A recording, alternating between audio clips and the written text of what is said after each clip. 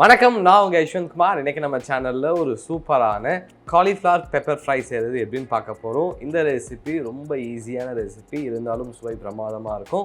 இதுக்கு தேவையான எல்லா இன்க்ரீடியன்ஸும் ரெடியாக இருக்குது. ப்ரிப்பரேஷன் ஸ்டார்ட் பண்ணிடலாம். ஃபர்ஸ்ட் ஒரு பேனில்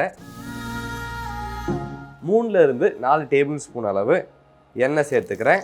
நம்ம சேர்த்துருக்க எண்ணெய் சூடானதன் பிறகு இதில் 2-3 பிரியாணி இலை, 1 இன்ச்சுக்கு லவங்கப்பட்டை, 2 ஏலக்காய், 2-3 கிராம்பு மற்றும் 1 டீஸ்பூன் அளவு சோம்பு சேர்த்துக்கிறேன். இப்போ நம்ம சேர்த்துருக்க இன்க்ரீடியன்ட் இருக்கக்கூடிய மனம் வெளியே வரும்போது இதில் 2-3 வெங்காயத்தை பொடியை நறுக்கி சேர்த்துக்கலாம்.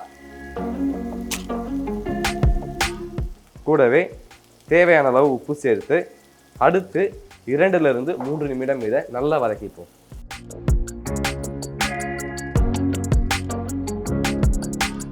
இந்த வெங்காயம் வதங்குறதுக்குள்ள நம்ம காலிஃப்ளவரை பாயில் பண்ண போகிறோம். அதுக்காக இங்கே ஒரு பாத்திரத்தை தண்ணி நல்லா கொதிச்சுக்கிட்டு இருக்கு. இதில் தேவையான அளவு உப்பு சேர்த்துக்கிறேன். கூடவே 1/2 டீஸ்பூன் அளவு மஞ்சள் தூள் சேர்த்துக்கலாம். அதன் பிறகு ஒரு முழு காலிஃப்ளவரை இதில் சேர்த்து அடுத்து 2 நிமிடம் இதை பாயில் பண்ணிப்போம்.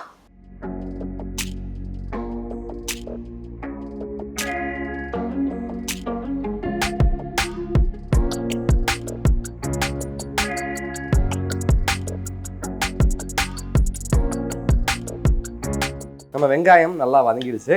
இப்போது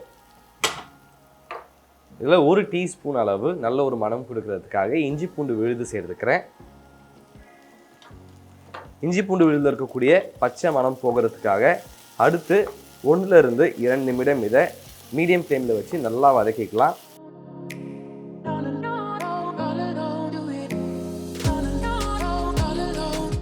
வதக்கினதன் பிறகு இது கூடவே 2 தக்காளி சேர்த்து அடுத்து ஒரு 2-3 நிமிடம் இதை நல்லா வதக்கிப்போம்.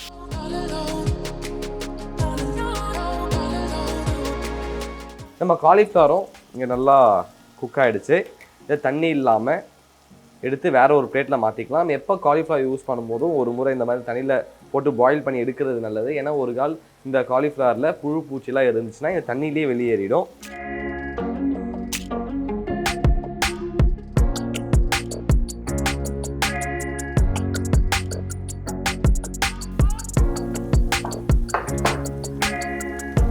நம்ம தக்காளியை 2 நிமிடம் லேசாக வதக்கினதற்கு பிறகு இது கூட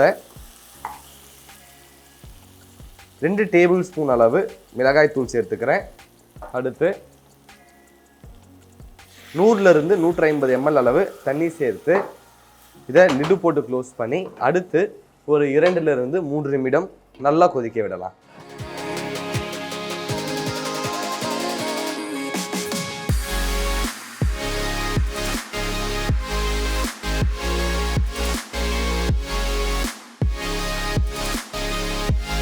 நம்ம மசாலா ரெடி ஆகிடுச்சு. அண்ட் இதில் இருக்கக்கூடிய பச்சை மணமும் முழுமையாக போயிடுச்சு. இந்த நேரத்தில் இதில் நம்ம பாயில் பண்ணி வச்சுருந்த காலிஃப்ளவர் சேர்த்துக்கலாம்.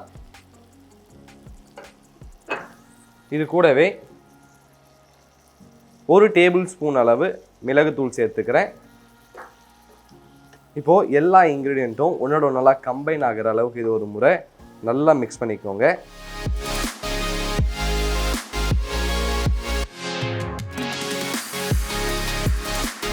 அதன் பிறகு ஒரு லிட்டு போட்டு க்ளோஸ் பண்ணி அடுத்து 2-3 நிமிடம் இதை மீடியம் ஃப்ளேமில் வச்சு நல்லா குக் பண்ணிக்கலாம்.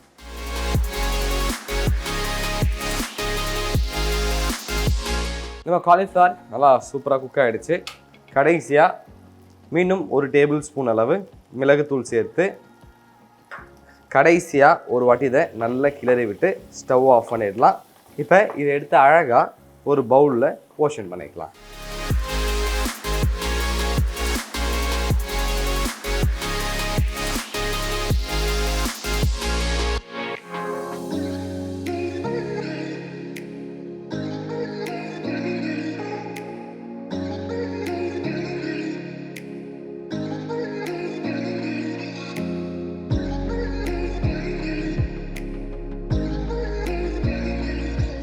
ரொம்ப குறைவான இன்க்ரீடியன்ஸ் வச்சு ரொம்பவே சுவையான காலிஃப்ளவர் பெப்பர் ஃப்ரை செய்கிறது எப்படின்னு பார்த்துட்டோம். இந்த ரெசிபி உங்களுக்கு பிடிச்சிருக்கும் நம்புறேன். மறக்காமல் வீட்டில் ட்ரை பண்ணி பார்த்துட்டு உங்களுடைய ஃபீட்பேக்கை கீழே கமெண்ட் பண்ணுங்கள். இதே மாதிரி இன்னும் சூப்பர் ரெசிபியோடு உங்களை நான் சந்திக்கிறேன். Until then, bye from Yeshwanth.